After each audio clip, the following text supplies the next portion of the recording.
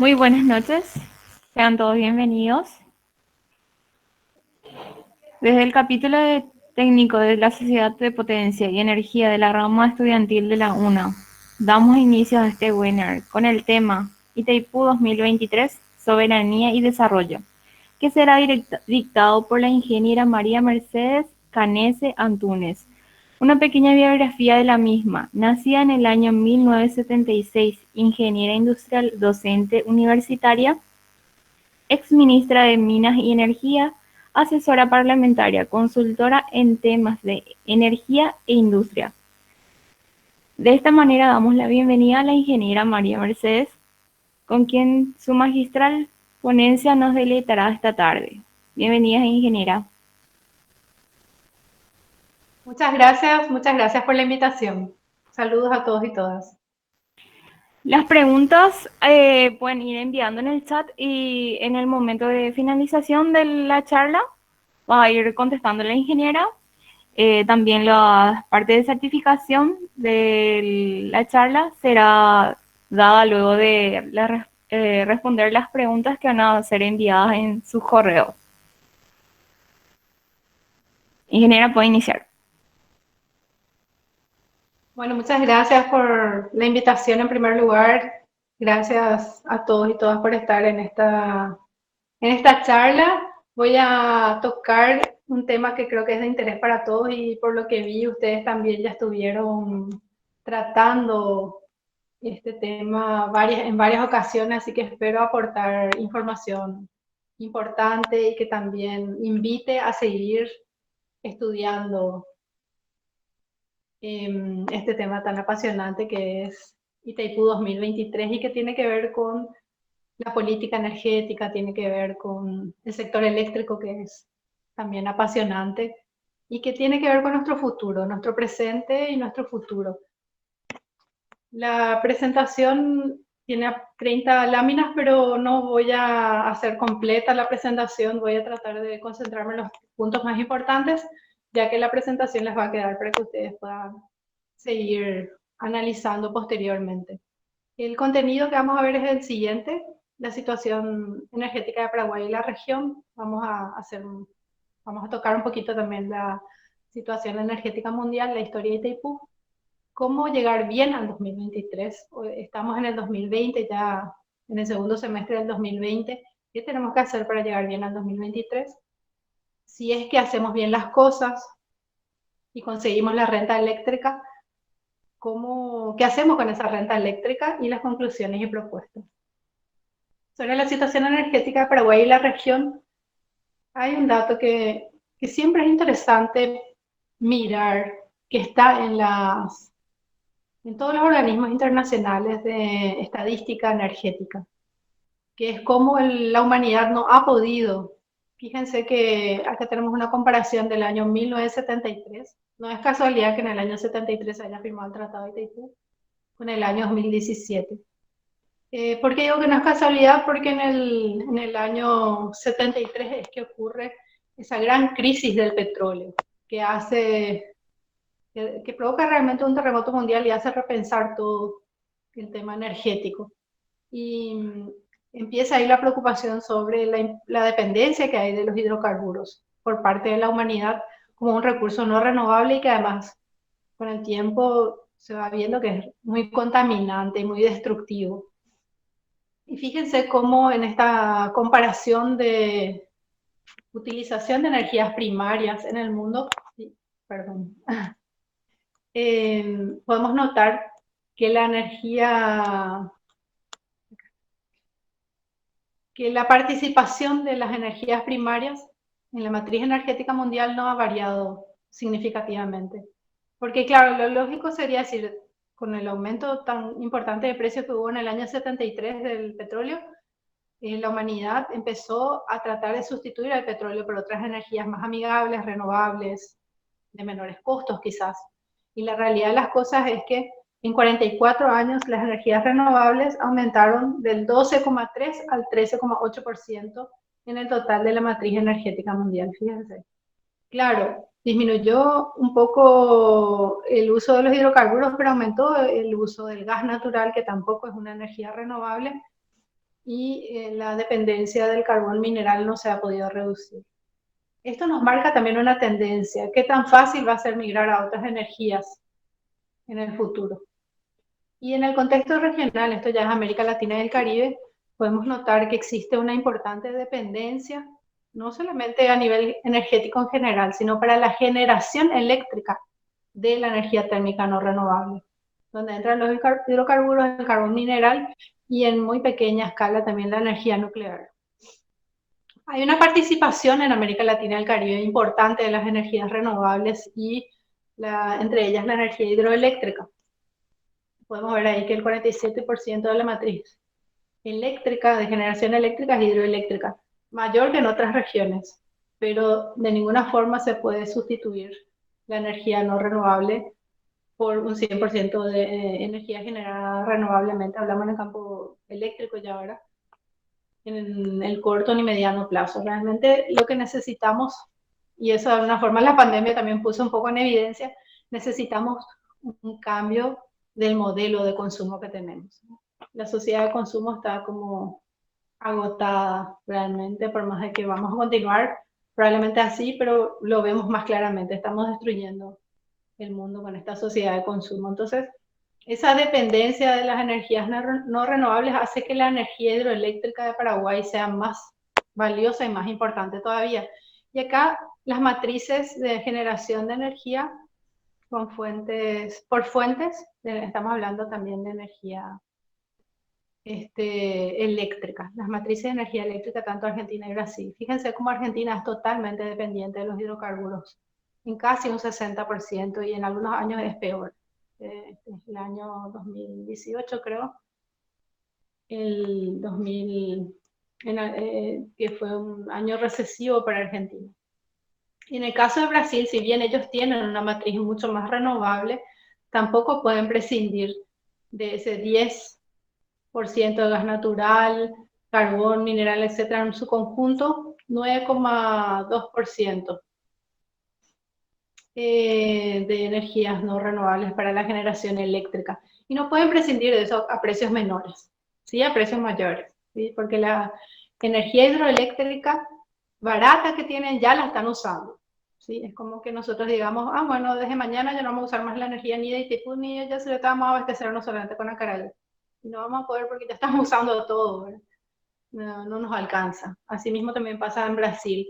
En forma engañosa a veces se quiere decir que no, pero si Brasil tiene fuentes de generación muy económicas y no necesita prácticamente la energía de Itaipú, pero en realidad esas fuentes de generación más económicas las está usando en un 100%, no solamente en épocas de mucha agua, que son cortos periodos de tiempo, es que le sobra energía hidroeléctrica. De ninguna forma es una cuestión ni siquiera permanente en un año, ni mucho menos a largo plazo. En Paraguay, ya entrando a la realidad paraguaya, acá tenemos este gráfico, actualicé hoy, porque el 27 de agosto el Viceministerio de Minas y Energía levantó en su portal el BEN, que es el Balance Energético Nacional. Les recomiendo visitar esa modesta página del Viceministerio de Minas y Energía. Por más que deberíamos tener un ministerio, tenemos un viceministerio y es una modesta página, pero las estadísticas energéticas que tienen son muy útiles para investigaciones, análisis. Y bueno, hoy actualizaron lo que fue el consumo y la producción de energía, la matriz, el balance energético nacional del 2019, así que está recién salido del horno este gráfico. Donde podemos ver desde el año 58, donde usé datos del ingeniero Ricardo Canese, que publicó un libro en el año 83, donde recopiló datos del año 58, hasta el 2019. Fíjense ustedes cómo, claro, con Itaipú en el año 84, después con Yacyretá en el 94, Paraguay da un salto en la producción de energía eléctrica. Esto es el uso de la energía eléctrica paraguaya generada. Y todo lo que está en el celeste clarito es lo que ya se fue, lo que ya entregamos a Brasil, a Argentina, es la energía que exportamos, entre comillas, ¿verdad? Que cedimos a estos países. Lo que está en amarillito son las pérdidas y lo que está en el azul oscuro es nuestro consumo nacional. El año pasado fue un año de mucha sequía, por eso es que la generación baja en el 2019. Pero fíjense cómo hay un crecimiento que hasta parece lineal, ni siquiera parece exponencial, que sería más lógico, así como aumenta la población, pero casi parece lineal el aumento de nuestra producción, de nuestro consumo de energía eléctrica. Entonces tenemos por un lado que muchísima energía eléctrica de Paraguay ya se fue, ya entregamos y lastimosamente no a precio de mercado, y que van a haber todavía muchos años en que lo vamos a seguir haciendo, especialmente los que son estudiantes o profesionales del área eléctrica saben muy bien que no es de un día para otro que se aumenta el consumo de energía eléctrica, sobre todo si se quiere hacer un consumo que sirva para el desarrollo, para la producción con mucha generación de empleo. Claro, si vienen 5 electrointensivas van a usar todo, pero eso sería realmente catastrófico para nuestro país a nivel de lo que es el poco desarrollo que eso genera. El poco desarrollo en generación de empleo, en valor agregado nacional. Bueno, entonces, este gráfico nos dice dos cosas: que se fue mucha energía por debajo del precio de mercado y que todavía vamos a tardar varios años en usar toda la energía que producimos. Entonces, al mismo tiempo que tenemos que hacer todo el esfuerzo para ir usando cada vez más la energía, hacer crecer nuestra infraestructura eléctrica y que ésta sea de muy buena calidad, también tenemos que pelear por un precio justo por la energía que aún vamos a seguir exportando. Bueno, este gráfico también está recién salido del horno. Por mi parte, ¿verdad? El Banco Central del Paraguay sí es más rápido en publicar sus estadísticas, pero teníamos datos hasta el 2018 nomás así puestos en este gráfico, y hoy ya que actualicé lo de el viceministerio, también actualicé este gráfico con datos del Banco Central del Paraguay. 2019 todavía es una estimación, pero ¿qué es lo importante acá en este gráfico? Suelo preguntar cuando me voy a dar estas charlas que en todo el país, ¿verdad? Antes de la cuarentena estuve dando charlas, colegios, universidades, centros de estudiantes, iglesias, cooperativas, etcétera. ¿Cuál es el principal producto de exportación de nuestro país? Y casi siempre me responden la soja y la carne, pero fíjense ustedes que lo que está en azul, esa línea azul que está ahí, que pueden ver, es en dólares, en miles de dólares FOB, es nuestro principal producto de exportación, la energía eléctrica. Inclusive con estos datos 2019, que todavía son provisorios, vemos cómo le superó otra vez a lo que está en amarillo, que es la soja. La soja, en los años en que hay buenos precios internacionales, buena cosecha, etcétera, le supera la energía eléctrica, pero eso no es constante, es muy variable. Pueden ver cómo es un sube y baja de la curva de ingresos por exportación de soja. En cambio, la energía eléctrica obviamente es mucho más estable, y vuelvo a repetir, sin que sea a precio de mercado. Esto nos da un panorama de la importancia de la energía eléctrica, inclusive como a nivel macroeconómico para nuestro país, y con la diferencia que los ingresos de la energía eléctrica son para el Estado paraguayo, si bien una parte muy importante se repasa y Itaipú para pagar la tarifa, a diferencia de la soja, etcétera. Bueno, ahí tenemos ya el panorama que nos da como una introducción de lo importante que es el sector eléctrico para Paraguay. Suelo decir, el sector energético es importante para cualquier país. Cualquier país debería tener un ministerio de energía, porque sin energía no hay nada, ¿verdad? No hay educación, no hay salud, no hay trabajo, no hay desarrollo. Pero como Paraguay además es el exportador número 1 de toda América Latina y el Caribe de electricidad, el tercero en el mundo, y ya vimos lo importante que es para nuestra matriz de exportación la energía eléctrica, entonces es más importante todavía para nosotros. Ahora pasamos a unos pequeños antecedentes del tema de Itaipú, que es el tema principal porque estamos a 3 años del 2023.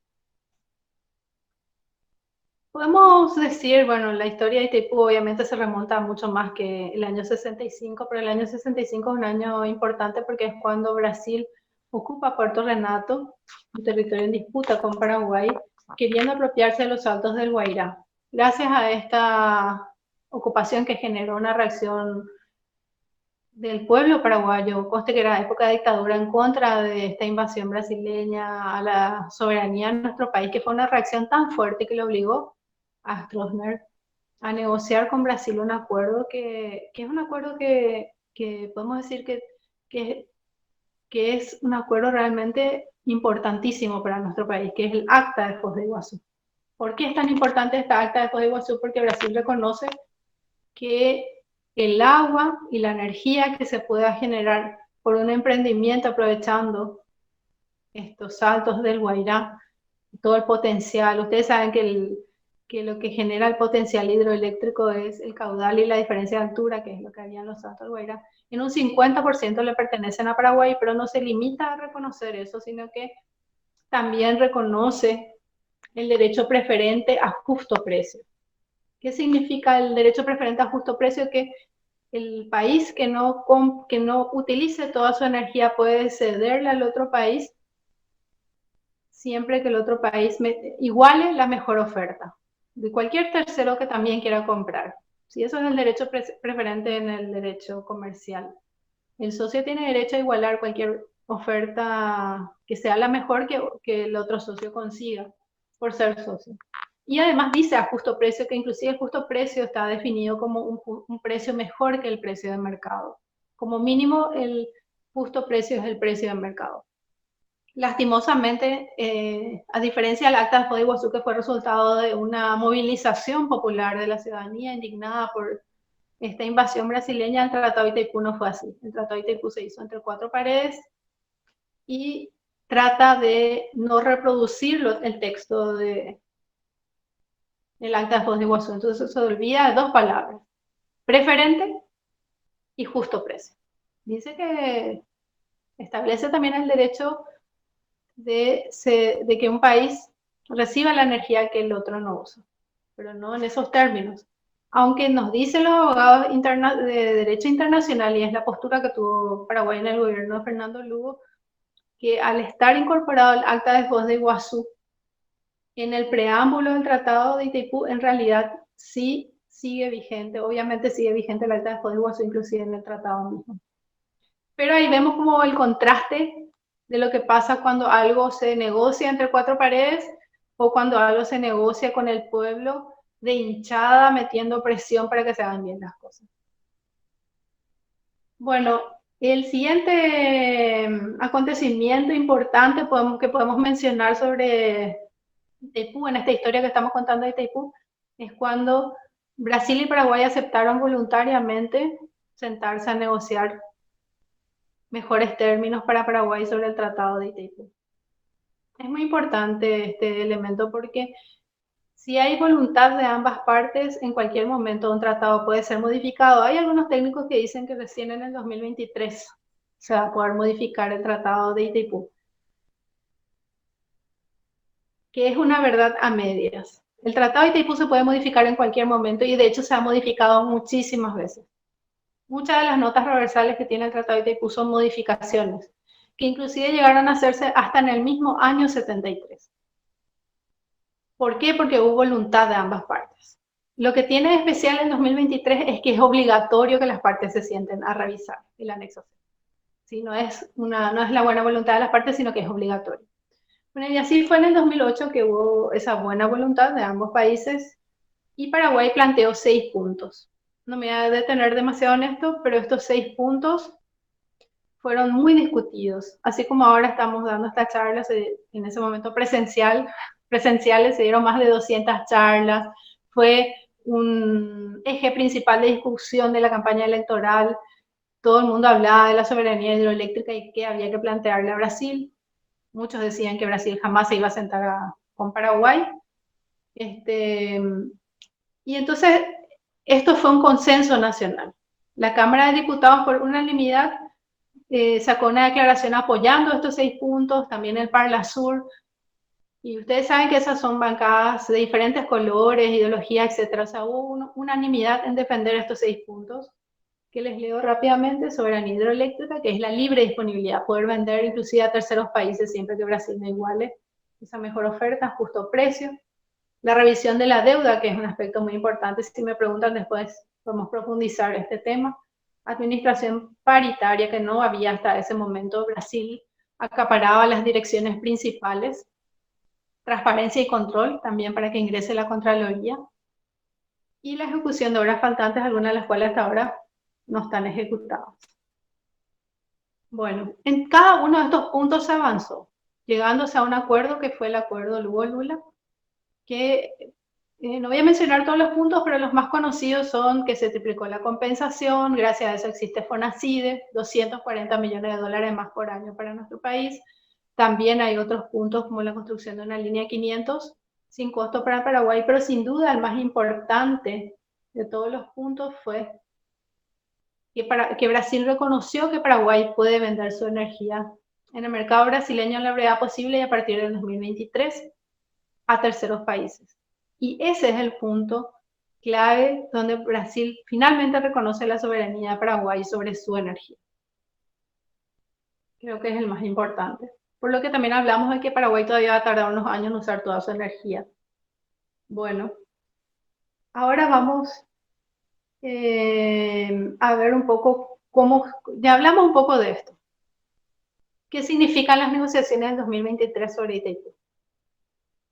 Resulta que en el anexo C, que es el que habla de las cuestiones técnicas y económicas de la venta de energía, el anexo más importante, se estableció que a los 50 años se podía revisar.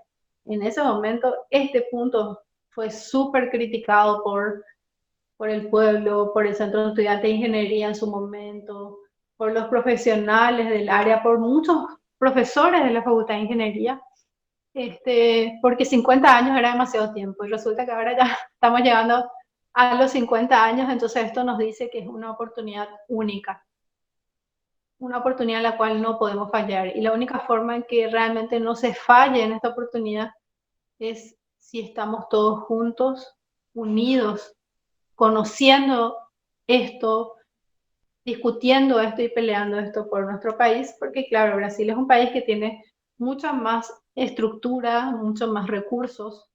Si es que nosotros tratamos de negociar entre cuatro paredes, ya sabemos los resultados de varias negociaciones que hubieron entre cuatro paredes, o que hubo entre cuatro paredes. Bueno, y acá está específicamente lo que dice este anexo C. Me parece importante, voy a agrandar un poco esta parte. Me parece muy importante leer, porque es impresionante todo lo que puede decir este párrafo. Es el anexo C, el numeral 6 de la revisión. Dice, las disposiciones del presente anexo serán revisadas. Acá ya tenemos la primera palabra importante, es que serán. ¿Por qué es importante esta palabra? Porque es imperativo. No es una opción, no es que podrían ser, o si las partes quisiesen, o qué sé yo, no. Serán revisadas. Y dice, después, otra palabra re importante, después de transcurrido un plazo de 50 años. Bueno, ¿por qué es tan importante esta palabra después? Porque podemos revisar antes, no hay ningún problema, si hay voluntad de ambas partes, pero eso no nos quita la obligación de revisar después de transcurridos 50 años. Y dice a partir de la entrada en vigor del tratado. ¿Y cuándo entró en vigor el tratado? El 13 de agosto del año 73, que fue cuando se finalizó el trámite, porque un tratado tiene varios trámites. Firman los presidentes o los embajadores acreditados, tiene que ser ratificado por ambos congresos y se tienen que intercambiar o canjear los instrumentos. Eso se concluyó el 13 de agosto del año 73. Entonces, 50 años después sería el 13 de agosto del año 2023. Y como dice, después de transcurrido un plazo de 50 años, sin ninguna duda, eso sería el 14 de agosto. El 15 de agosto cambia el presidente. No hay reelección en Paraguay, así que no sería Abdo Benítez. Entonces, ahí ya vemos que el que tiene que negociar por Paraguay esta revisión del anexo C tiene que ser ya el nuevo gobierno que gane las elecciones seguramente en abril o mayo del año 2023. Después también habla de la gran amortización de las deudas contraídas, muy importante, y la relación de las potencias contratadas por las entidades de ambos países. Todo esto es demasiado importante porque ahí es como que el anexo C, resulta que el anexo C cuando fija la tarifa dice que la tarifa tiene que ser igual al costo, que tiene que incluir los servicios, las deudas, etc.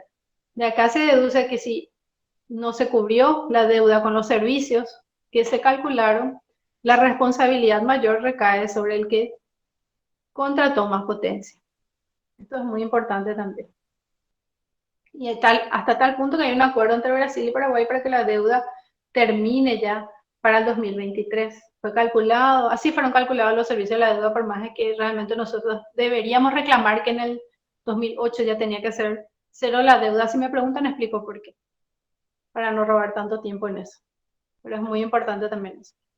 Bueno, acá tenemos la tarifa, que tiene que ser igual al costo, se dice el tratado, está todo ahí muy claro.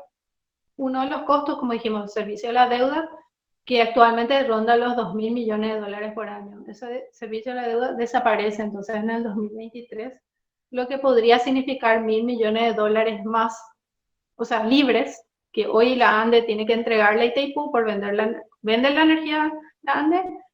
Con eso le repasa a Itaipú esos 1.000 millones para pagar los servicios de la deuda, además de repasarle los otros conceptos también que componen la tarifa. Y entonces se acaba ese servicio y esos 1.000 millones van a sobrar esos 1.000 millones. Algunos dicen que automáticamente va a bajar la tarifa. Ojo con eso. Para que haya una modificación de la tarifa que está fijada en 22,60 dólares el kilowatt mes, tiene que haber acuerdo entre las partes. Mucho ojo con eso. Porque algunos dicen, no, esto va a bajar automáticamente y Paraguay va a perder ya ahí. Ojo. Brasil quiere que baje, pero necesita el acuerdo de Paraguay para bajar esa tarifa, ¿sí? Entonces, si Paraguay como mínimo no da ese acuerdo, genial, ya tenemos 1.000 millones más y que Brasil en todo caso baje su parte si quiere o si quiere también que tenga sus 1.000 millones. Ese es el famoso 1.000 millones. Que algunos dicen, no, porque no bajamos la tarifa, etcétera, pero todo eso ya es para analizar, para pensarlo. ¿Qué hacemos? ¿Cómo hacemos? Yo, como técnica, pienso que no hay que bajar la tarifa. Justamente estamos muy lejos del precio de mercado. Lo que tenemos que hacer es subir la tarifa, no bajarla. O por lo menos mantener y subir la compensación por cesión de energía hasta alcanzar el precio de mercado de la energía. Un tema para hablarlo un poco más. Otro punto es la contratación de potencia, que por tratado estamos obligados a decir 2 años antes nuestra contratación durante los próximos 10 años, que es lo que firmó Abdo Benítez con Villordo el 13 de diciembre del año pasado, que hizo hasta el 2022 porque en el 2023 ya no podía, ahora sí ya se revisa el tratado, pero que es algo escandaloso, perjudicial para Paraguay, que nunca nadie del lado paraguayo aplicó hasta este gobierno, primero con el acta secreta y después con un cronograma de contratación de potencia. También podemos hablar un poco más de esto. Esto es algo que deberíamos eliminar. ¿Por qué Paraguay va a tener que decir cuánta energía va a consumir de su parte? Porque es para Paraguay nomás esto. Es para que Brasil pueda agarrar todo lo que nosotros no usamos. No, es nuestra energía soberanamente. Tenemos que manejar eso y lo que sobre, negociar. Pero no nosotros ponernos el cepo o el corset de cuánta energía vamos a usar. Bueno, otro punto muy importante, como les decía, que creo que es de gran trascendencia, es el tema de la soberanía hidroeléctrica, que si podemos realmente vender a precio de mercado, podemos obtener, nosotros calculamos con el ingeniero Canese 1.880 millones de dólares adicionales por año entre Itaipú y Yacyretá, con una cotización del barril de petróleo a $55. Fíjense que no está muy lejos de lo que hoy, a pesar de la pandemia, es la cotización. O sea, consideramos que ese está realmente un precio por debajo del precio de equilibrio en condiciones no pandémicas, digamos, del petróleo. Tomamos un valor bajo conservador. Bueno, si bajase un poco más sería un poco menos, si subiese un poco más sería un poco más.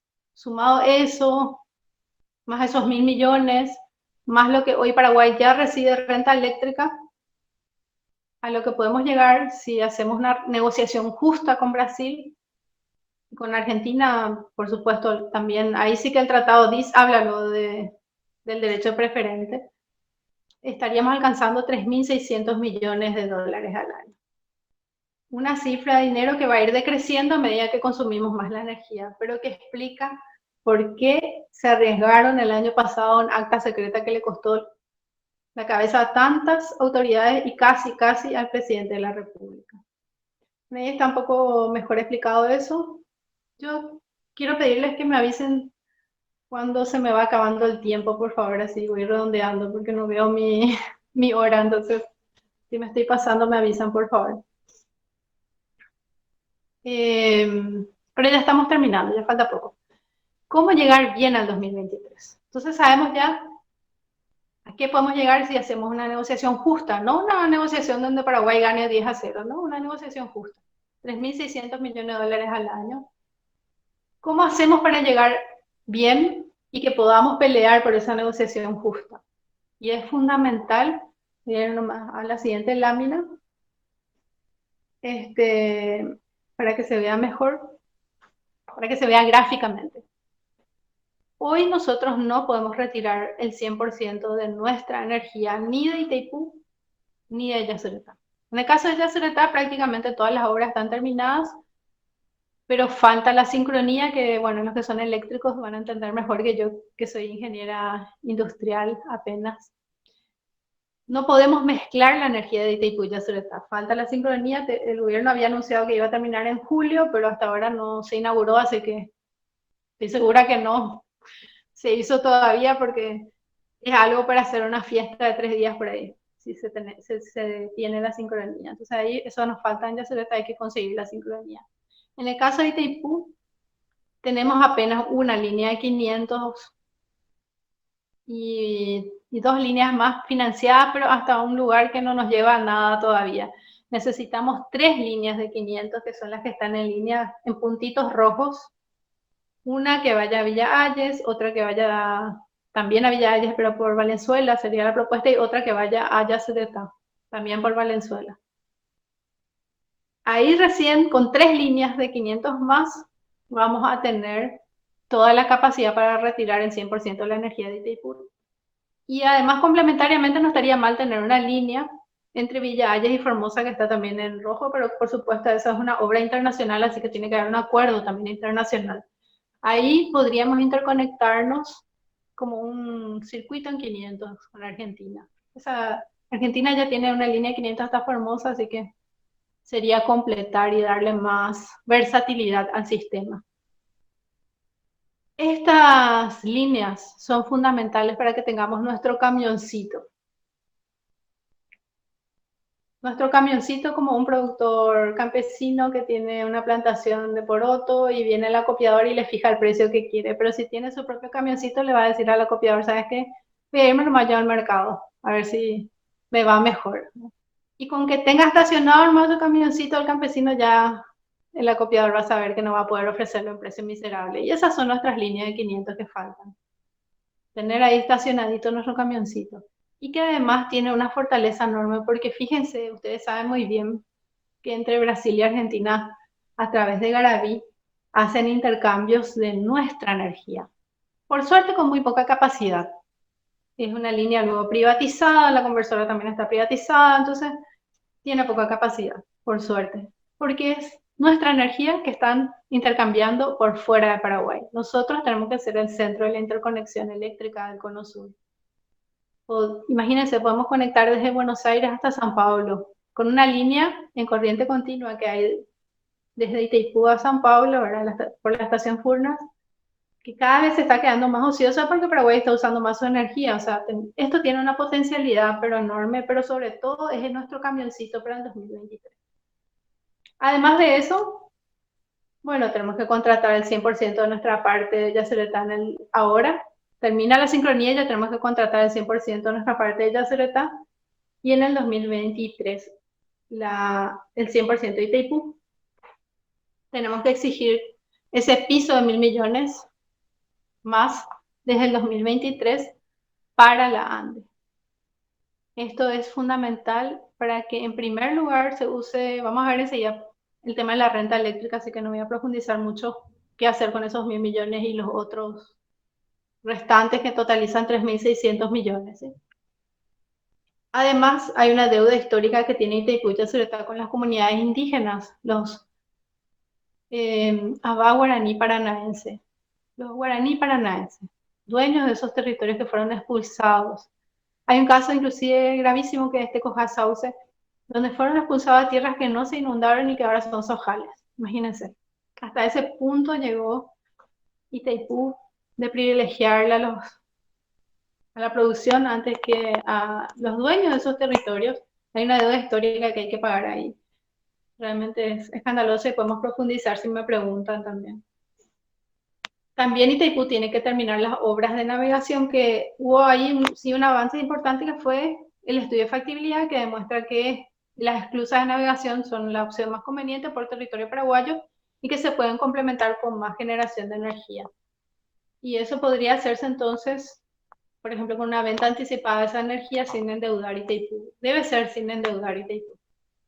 También, por supuesto, hay que exigir transparencia, cogestión, que el 50% de la energía del embalse, al ser paraguaya, se venda a precio de mercado si Brasil quiere disponer de esa energía. Eso nunca quiso hacer Brasil, y Paraguay, muy complaciente en este gobierno, también aceptó bajar el embalse. Y por supuesto la deuda de Itaipú. Decimos acá, por lo menos desde hoy, 2020 ya tenemos que exigir que sea cero. Nosotros, la ANDE ya tiene que retener hoy esos 1.000 millones por año, por la deuda espuria, que después si quieren les explico un poco más. Nosotros decimos que desde el 2008 y la Contraloría nos dio la razón de que desde el 2008 ya tenía que ser cero esa deuda, porque Brasil llevó energía por debajo del costo. En un 98,5%, nosotros en 1,5%, y sin embargo eso se sumó como una deuda de Itaipú. Bueno, y ya terminando, lecciones a aprender del acta de Itaipú, del acta secreta.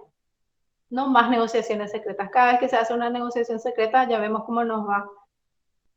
Tenemos el ejemplo de que cuando la negociación es colectiva, como fue con el acta de Foz do Iguazú o fue en el 2008-2009, los resultados fueron mejores.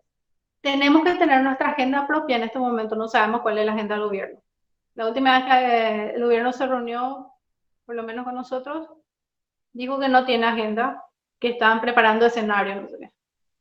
Eso significa que la agenda es la brasileña. Cuando vos no tenés agenda, la agenda te marca el más fuerte.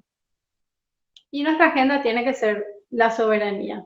Bueno, ahora ya llegamos al último punto, que es el tema de la soberanía y el buen uso de la renta eléctrica. Entonces, tenemos que hacer todo lo necesario para llegar bien. Nuestro equipo, suelo decir, ahora no tenemos ni siquiera botín, ni camiseta, ni pantaloncito. Como que las líneas de transmisión son nuestro botín, nuestro pantaloncito, ¿verdad? La camiseta. También, aparte de eso, tenemos que entrenarles, están todos gorditos nuestros jugadores, bueno, entrenarles, etc. Después de eso tenemos que exigir la soberanía, tenemos que irnos y ganar el partido. Bueno, no tenemos que irnos para entregar nuestro partido o jugar el juego de Brasil. Con hinchada significa eso. A Brasil se le gana con hinchada, no se le gana entre cuatro paredes.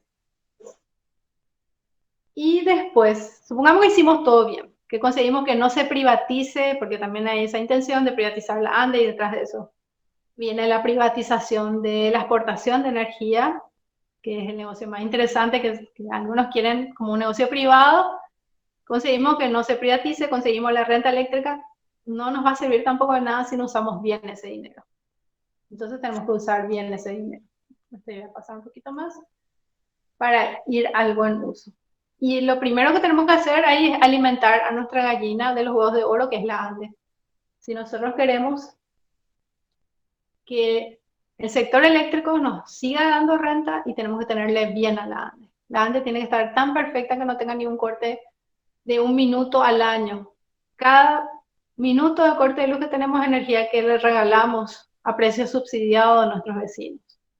Entonces, no. Tenemos que mejorar la calidad del servicio en primer lugar. Tenemos una tarifa ya competitiva, pero tenemos que mejorar la calidad del servicio. Necesitamos también tarifas reducidas para sectores sociales, para cumplir derechos humanos y para generación de empleo.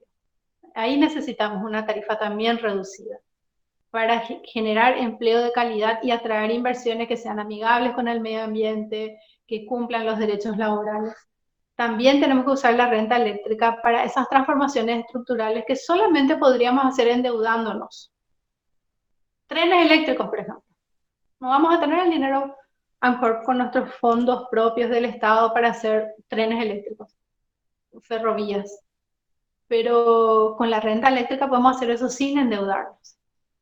Entonces tenemos ahí transporte eléctrico, que es todo, no solamente trenes. Revolución científica y tecnológica, otro punto muy importante, que significa invertir en las universidades, invertir en investigación, invertir en industrias específicas para nuestras necesidades y que tengan mercado también para el exterior. Después, inversiones sociales, inversiones en reforma agraria, mejora del medio ambiente. Tenemos que inclusive recuperar la propia cuenca de Itaipú y de Yacyretá. Nos vamos a quedar sin agua en el Paraná si seguimos así, con esa destrucción de sus cuencas, de los bosques, la producción extensiva que realmente destruye el medio ambiente. Y no tenemos que usar la renta eléctrica para sustituir impuestos, que es lo que hoy está pasando con Fonacide y con los royalties. Es una pereza fiscal de los que más tienen dinero destinar la renta eléctrica, en vez de que se vaya por lo menos a la ANDE, a mejorar la infraestructura eléctrica, no, se va para merienda escolar, para cosas todas muy nobles, que suenan todas súper bien, así, espectacular, merienda escolar, nutrición de la primera infancia, etc. Eso hay que hacer con impuestos, no con una renta que es temporal y que puede significar realmente transformaciones estructurales si se usa bien. Bueno, y ahí entonces como campaña tenemos varios proyectos de ley que buscan justamente sentar las bases de lo que debería ser esta política de Estado en energía y de recuperación de nuestra soberanía hidroeléctrica, que pasa un poquito rápido. Y ya para terminar, me concentro un poco en el primer proyecto, que tenemos una campaña de firmas sobre este proyecto, que es la recuperación de la autarquía de la ANDE. Muchos dicen que De Bernardi fue un muy buen administrador de la ANDE, que fue espectacular, que en esa época la ANDE era una maravilla. En esa época la ANDE tenía autarquía. Y justamente De Bernardi, cuando fue ministro de Hacienda, le sacó la autarquía de la ANDE. Que contradictorio, ¿verdad? Bueno, hay que recuperar la autarquía. La ANDE no puede funcionar como un ministerio, una empresa que tiene que dar energía todos los días. Y también tiene que fortalecer su unidad exportadora de energía. La ANDE siempre exportó energía. Algunos técnicos dicen que la ANDE es incapaz de hacer negocios internacionales. La ANDE siempre exportó energía, pero no está mal fortalecer esa unidad. También, por supuesto, hay que crear un Ministerio de Energía. Y como campaña nos posicionamos totalmente en contra de la privatización de este recurso que podría servir para nuestro desarrollo sin endeudarnos. Entonces, más bien lo que hay que hacer es fortalecer la ANDE. Y ya como conclusión, decimos que así como en el gobierno independiente de López, de Francia y los López, conseguimos un desarrollo autónomo usando nuestros propios recursos, con la soberanía hidroeléctrica podemos también desarrollarnos sin endeudarnos, porque esa fue la característica que le diferenció a Paraguay de todo el continente. Era ese desarrollo autónomo sin endeudamiento. Y eso podemos hacerlo con la soberanía hidroeléctrica. Muchas gracias.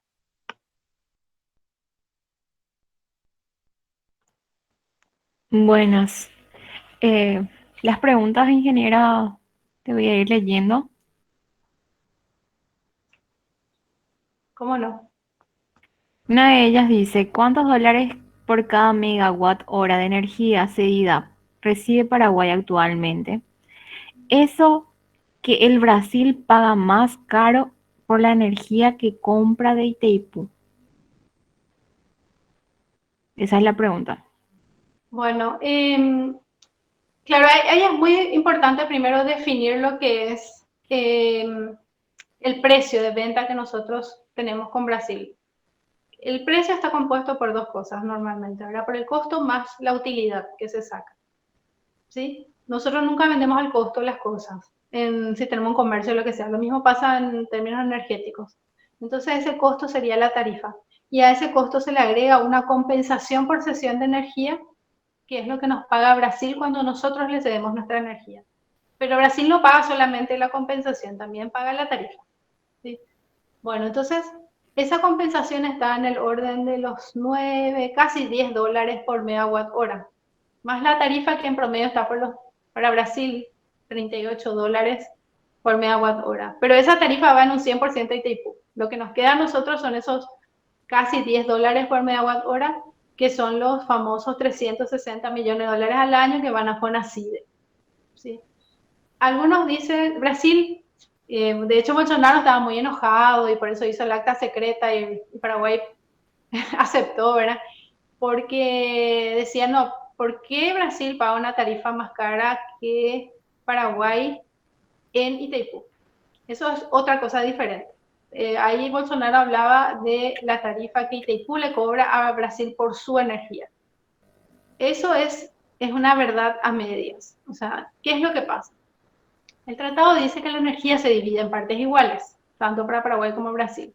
Pero resulta que hay varios tipos de energía que no están definidas por el tratado, porque en la práctica hay, que son la energía garantizada, que es la energía que Itaipú está segura que va a producir aún en la peor sequía del siglo, y la energía que viene por encima de esa, que es la energía, podemos llamarle no garantizada, adicional a la garantizada, tiene varios nombres otra vez, excedente, dependiendo de por qué se produce esa energía adicional.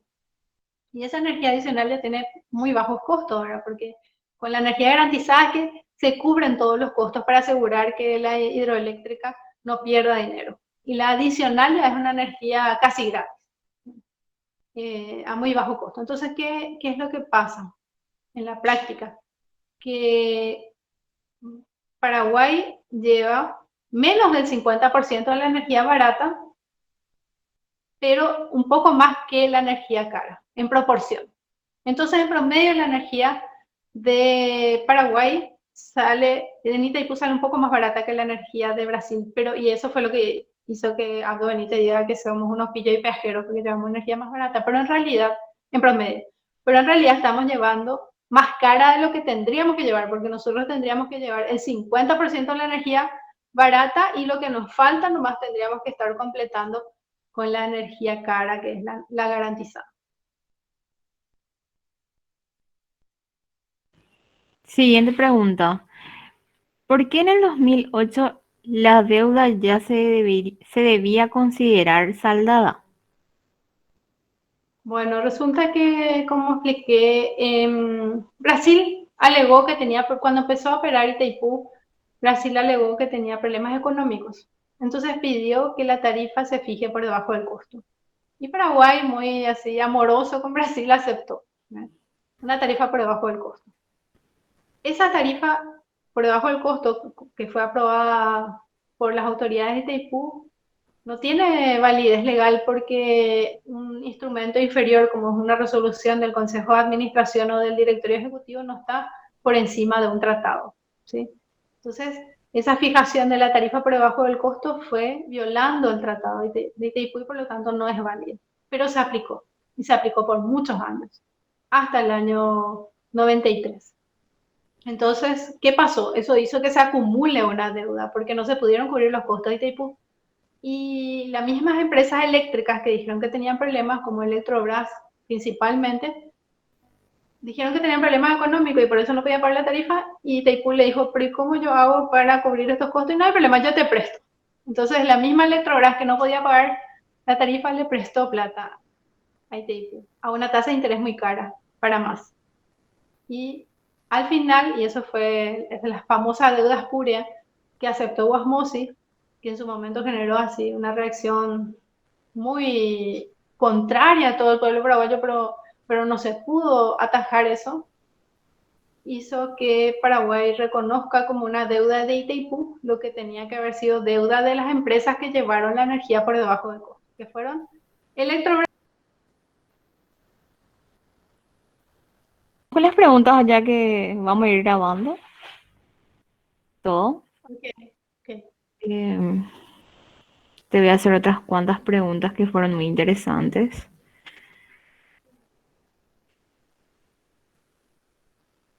Estábamos en la pregunta de por qué en el 2008 se consideró deuda debería ser considerada saldada.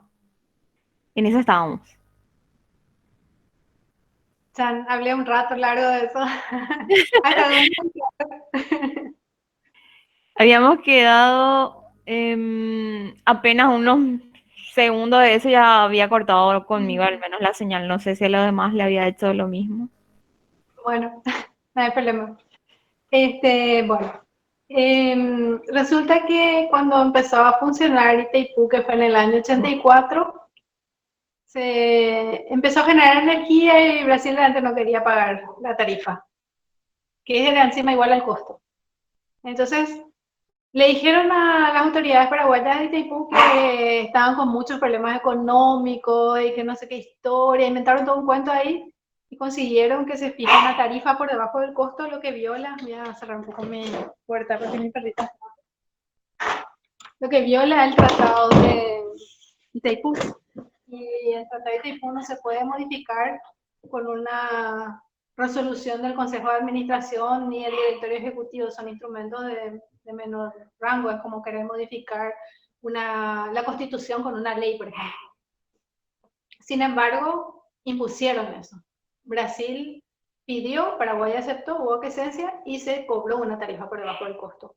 Eso en un 98,5%, esa energía que se le entregó a cada país por debajo del costo, en un 98,5% llegó Electrobras y en un 1,5% llegó la ANDE. Por supuesto que al no cubrirse el costo se generó una deuda, que para más Electrobras, la misma que dijo que no tenía plata para pagar la tarifa, le dijo a Itaipú, no hay problema, yo te presto la plata que necesites para cubrir los costos generados por la producción de energía, que no te estoy pagando. Entonces, y encima a un altísimo interés, con doble indexación para más. Entonces, así se generó esta deuda, Electrobras prestó la plata, etc.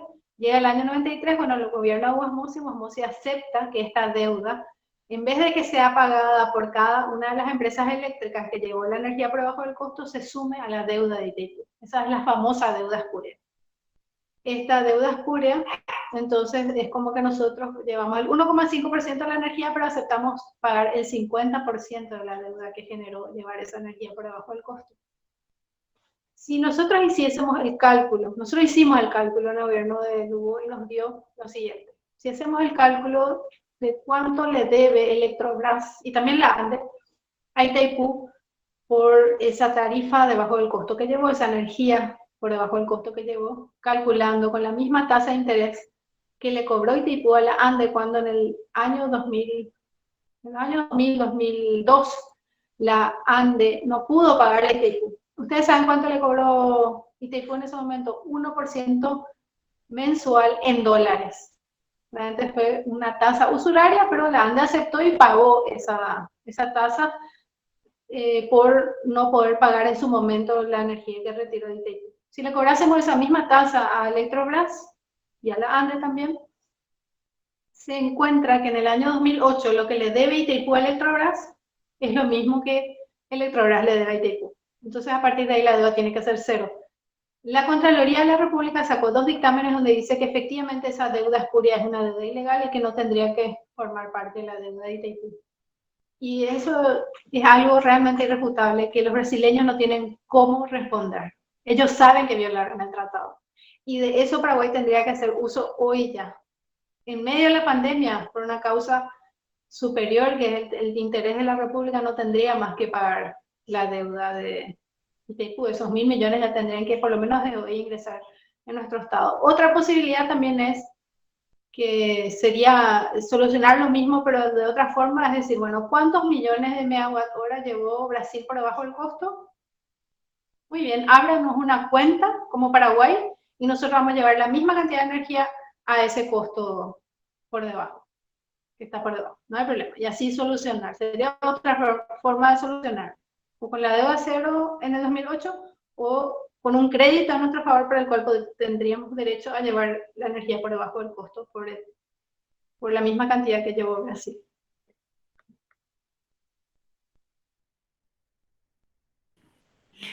Otra pregunta, el precio de la contratación de potencia y en consecuencia de la energía consumida por la ANDE la pagamos todos los paraguayos. ¿Cómo se interpreta eso? Así es, pagamos todos y todas. Yo hice el cálculo cuando fue lo del acta secreta, con los datos que había disponibles en ese momento que correspondían creo que al 2018, y salía lo siguiente, que aproximadamente la mitad de nuestra factura de luz se va a pagar la tarifa de Itaipú. O sea que si por cada 100.000 guaraníes de nuestra cuenta de luz, 50.000 se va a Itaipú. Y de ese 50.000, 30.000 se va a pagar la deuda de Itaipú. ¿Sí? Por eso es que muchos dicen que puede bajar la tarifa, porque ese 30.000 es el que va a desaparecer. ¿No es cierto? Pero así mismo es. En ese momento estábamos llevando más energía de Itaipú que de Yacyretá, y eso pasa lastimosamente hasta ahora, lo cual no es conveniente porque la energía de Yacyretá es más barata.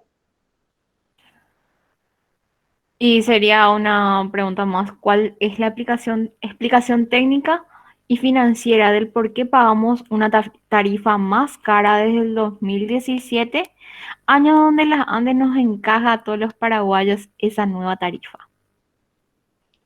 Bueno, realmente la tarifa de la ANDE se fija por decreto del Poder Ejecutivo, pero ese decreto no tendría que violar una ley, ¿verdad? Como un decreto con instrumento inferior va a violar una ley. Y por ley orgánica de la ANDE, la utilidad mínima que tiene que tener la ANDE es del 8% sobre su inversión inmovilizada. Esto es para que la ANDE justamente pueda invertir no solamente en mantener su calidad de servicio, sino que en expandirse también. Solamente en los gobiernos de Nicanor y de Fernando Lugo se cumplió esa rentabilidad mínima. En todos los demás gobiernos no. Y realmente fueron muchísimos años en que no hubo un aumento de tarifas. Entonces, era necesario un rebalanceo tarifario en el 2017, pero desde mi punto de vista, y realmente analicé bastante ese pliego tarifario número 21 que sacó la ANDE, se hizo muy mal, ¿verdad? Porque realmente se hizo malísimo. Se hizo violando traer la Carta Orgánica, porque la Carta Orgánica justamente diferencia tipos de consumidores que se unificaron. En eso fue un desastre. Y en otras cosas, la tarifa de la ANDE también es muy injusta, porque es una tarifa pensada solamente en términos técnicos tradicionales y no en términos técnicos modernos, donde el buen uso de la energía, el uso eficiente de la energía es un factor importante también. En este momento un shopping paga menos que un almacén por kilowatt hora, y eso es muy injusto. Entonces, tenía que haber un aumento de tarifas, pero ese aumento tenía que ser para los mayores consumidores, no para los medianos y pequeños. Y por otra parte también el aumento de costos de la ANDE se debió a dos factores. Eso también tuve la oportunidad a través de un estudio que me pidieron de analizar a profundidad. Resulta que aparte de la mala contratación de potencia que fue en su momento denunciado por la UIA y de la cual nosotros también pudimos analizar, y efectivamente se contrató muy mal la potencia de Itaipú en perjuicio de los intereses paraguayos, en contra del acuerdo del 2002, del 2007 y del acuerdo Lugo-Lula.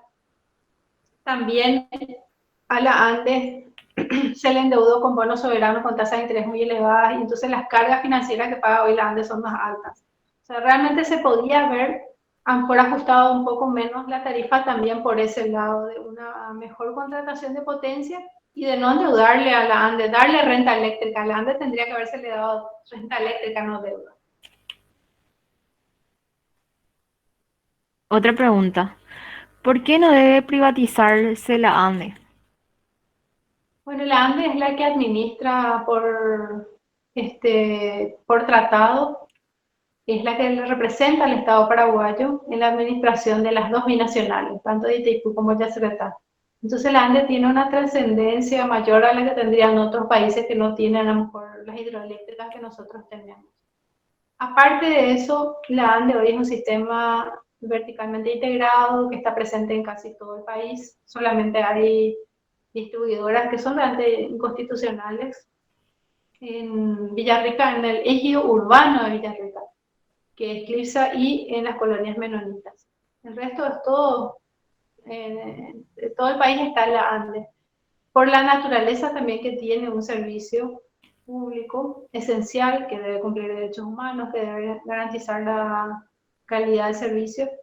De las características del tamaño de nuestro país, es un servicio que también tiene características que si cayesen en manos privadas serían un monopolio natural. O sea, no hay forma que el servicio de electricidad tenga competencia.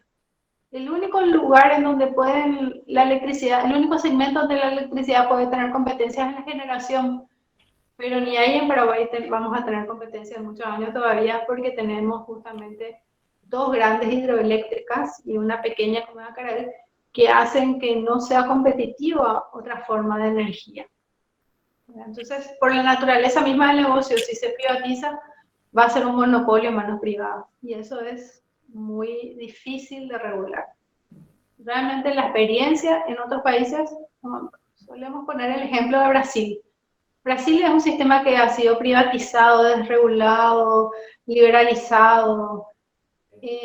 Con la economía a escala que tiene Brasil, lo lógico sería que la tarifa en Brasil sea más barata que en Paraguay, ¿verdad? Ellos tienen muchísimas hidroeléctricas, muchísima generación, tienen diversificación, en un país eh, con toda la potencialidad para ofrecer una tarifa más baja que Paraguay. Ustedes saben que su tarifa es el doble que el de Paraguay y que los industriales el año pasado se quejaron por tener la tarifa industrial más cara del mundo. ¿Y cómo puede ser eso si es un país con una escala mucho mayor que la nuestra? Y porque el sistema está muy privatizado y cuando entra la privatización en un sistema monopólico, entonces se le tiene que adicionar el lucro empresarial. El servicio público de electricidad, por lo tanto, evita ese lucro que es un costo adicional manteniéndose en manos públicas. Por supuesto que ahí tenemos que elegirle bien a nuestro presidente de la República para que ponga un buen presidente de la ANDE también y le dé la renta eléctrica a la ANDE, etcétera, etcétera.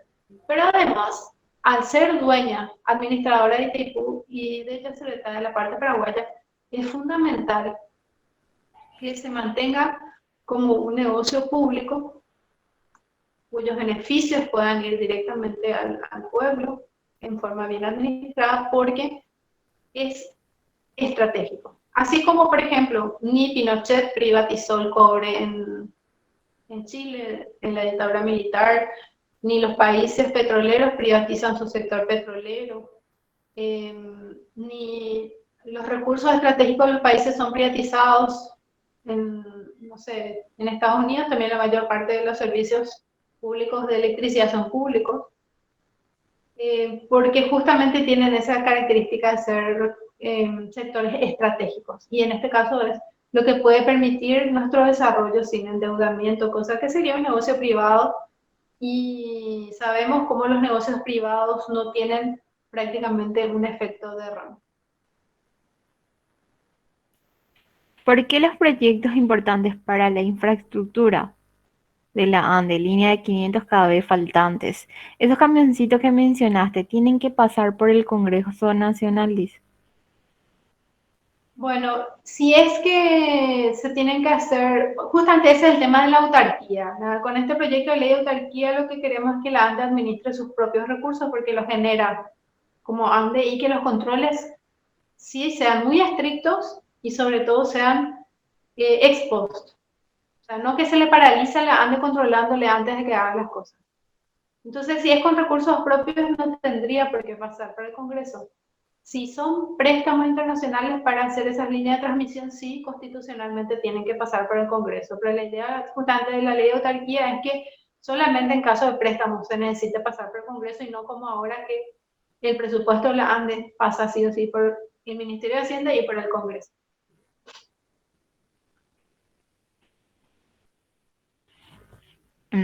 Esta pregunta, ¿por qué la ANDE contrata tan pocos profesionales anualmente, siendo que la deficiencia del servicio tiene uno de sus puntos en la falta de más personales y que se siente en los 17 departamentos? Esos documentos, hasta ahí, es una de ¿Hay las otra preguntas. pregunta? Sí. Okay.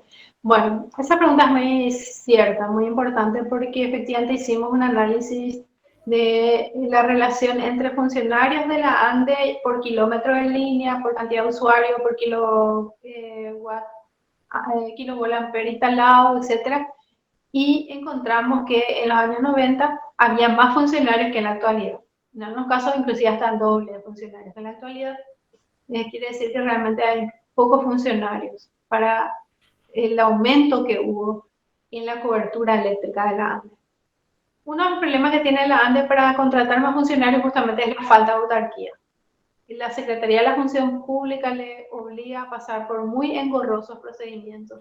Tuvimos el caso que acompañamos de unos funcionarios de la institución administrativos que firmaron un contrato con la ANDE para capacitarse para pasar al plano técnico. Hicieron su capacitación, justamente fue con la UNA, se capacitaron, tenían el contrato todo y la Secretaría de la Función Pública tardó como 1 año y medio en darle la autorización para pasarles del plano administrativo al plano técnico. Imagínense, ni eso no puede hacer la ANDE por su cuenta, o sea, eso es una locura.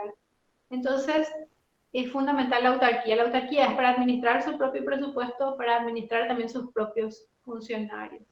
Y como decimos que el control, que se haga con un muy buen control ciudadano de la Contraloría, del Parlamento, del Ejecutivo, etcétera, pero que eso no impida que la maquinaria funcione.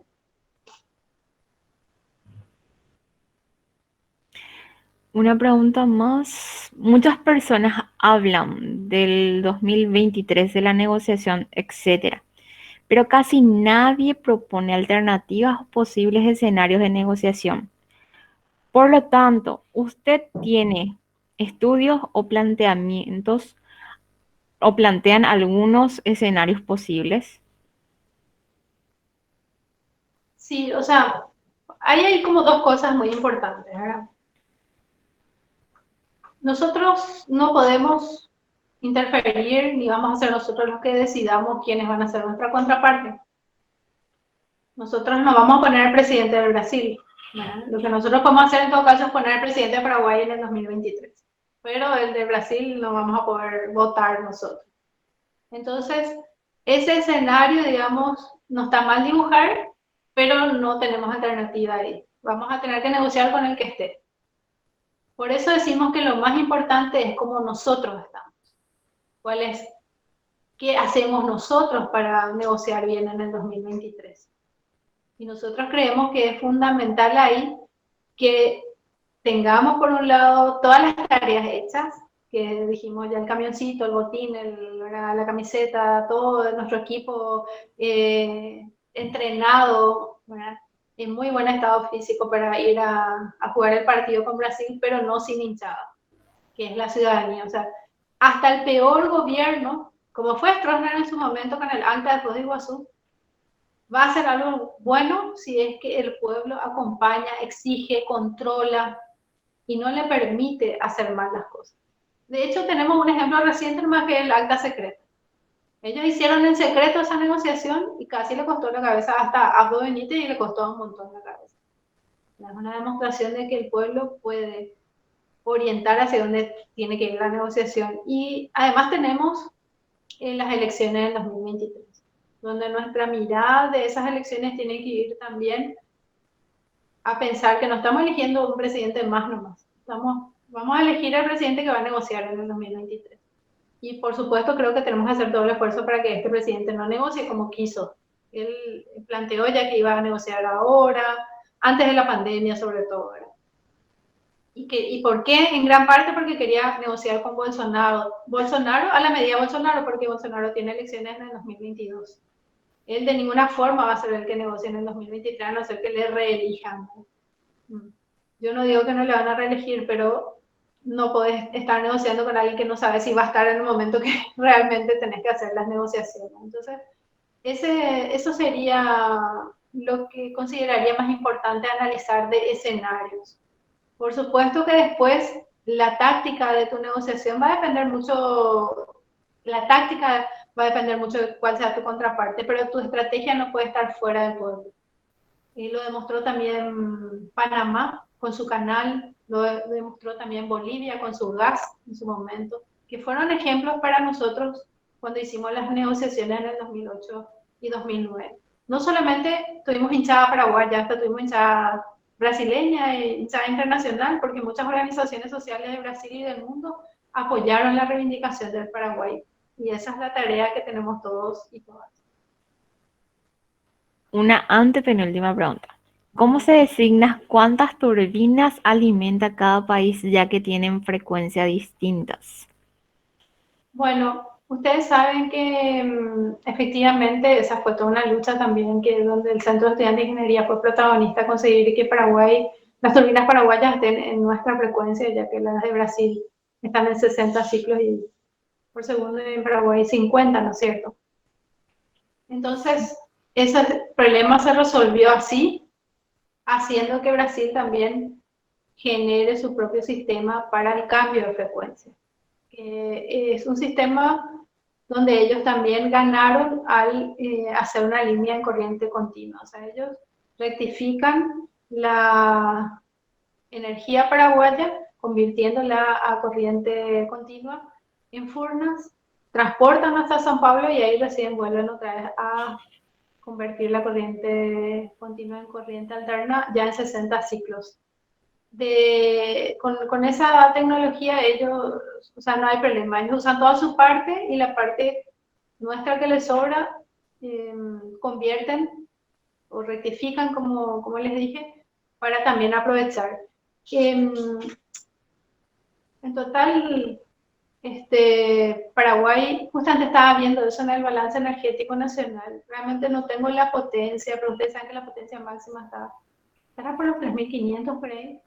A lo mejor alguno de los que está acá se acuerda bien de cuál fue la potencia máxima que se alcanzó el verano pasado. Pero en energía estamos consumiendo más o menos 17.000 gigawatt hora por año, incluyendo las pérdidas. Y ustedes saben que la parte paraguaya de Itaipú, dependiendo, pero en un promedio de 90.000 gigawatt hora por año más o menos, que es lo que es el promedio histórico, por más que los últimos años ha sido bastante más bajo. De eso la mitad de Paraguay, 45.000. Que en el balance energético que sacó ahora el viceministerio, más o menos fue 10.000 menos lo que le tocó a Paraguay por la reducción de agua en el embalse, ¿verdad? Incluyendo ya se le está también por los 48.000 gigawatt horas más o menos. No sé si respondí o confundí más.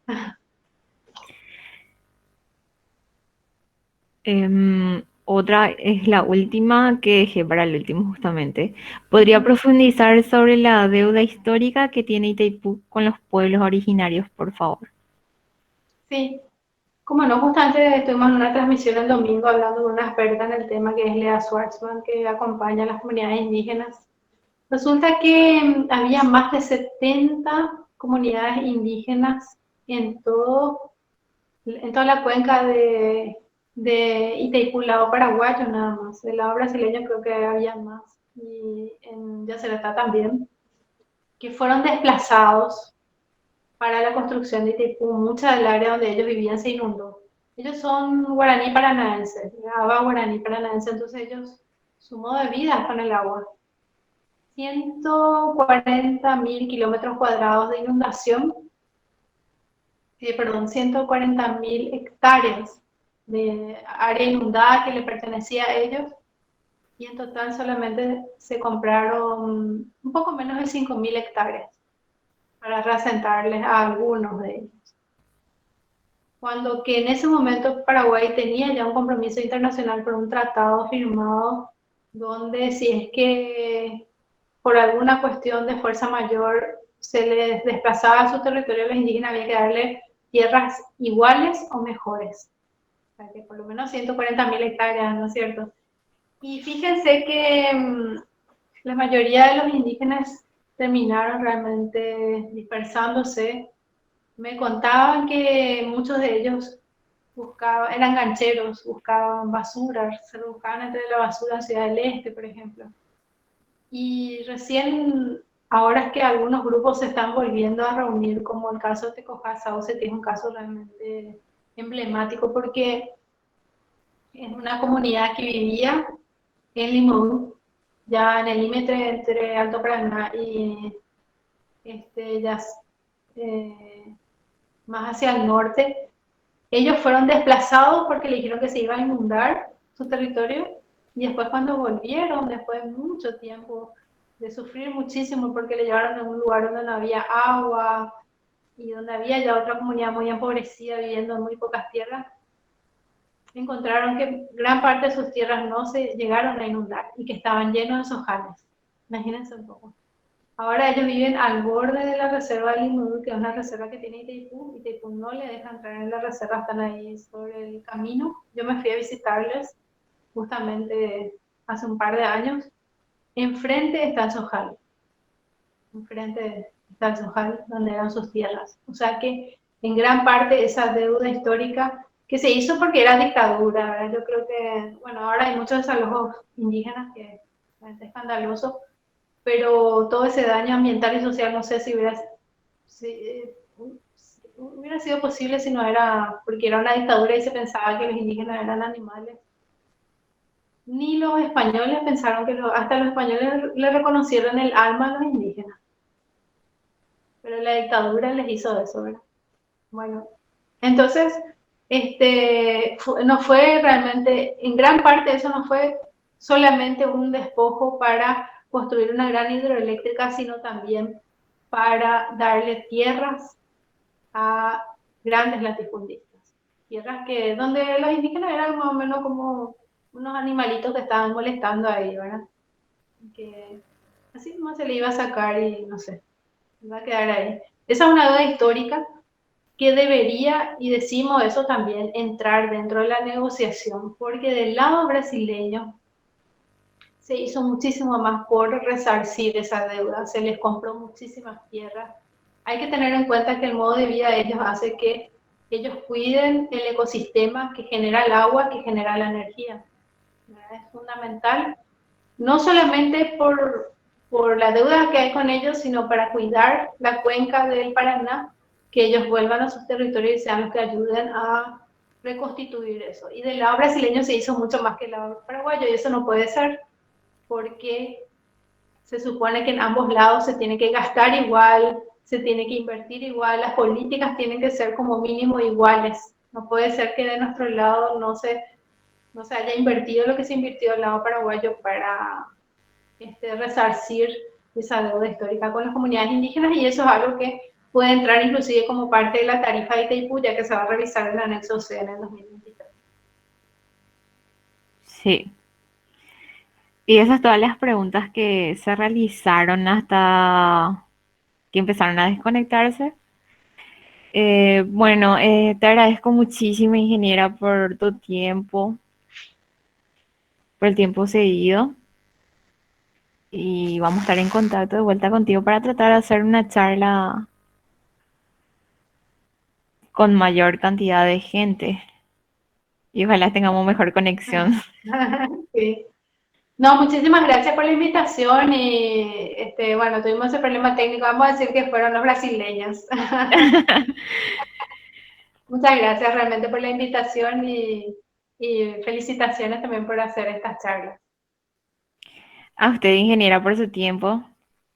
Y a los demás que quedaron, muchas gracias por quedar pendiente a la continuación. Muy buenas noches a todos. Chao, chao. Chao.